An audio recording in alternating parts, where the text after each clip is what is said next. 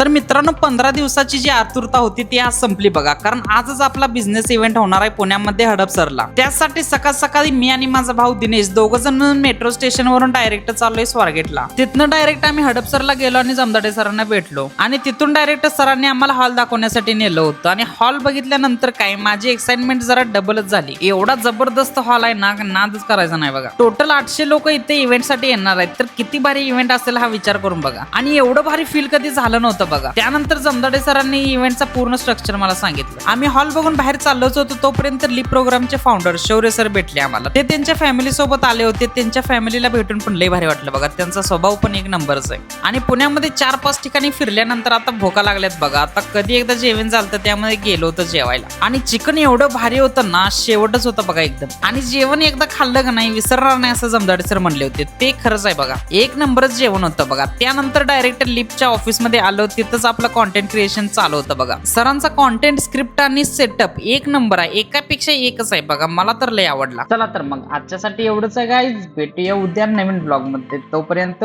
Jai Hind, Jai Gawde मांका।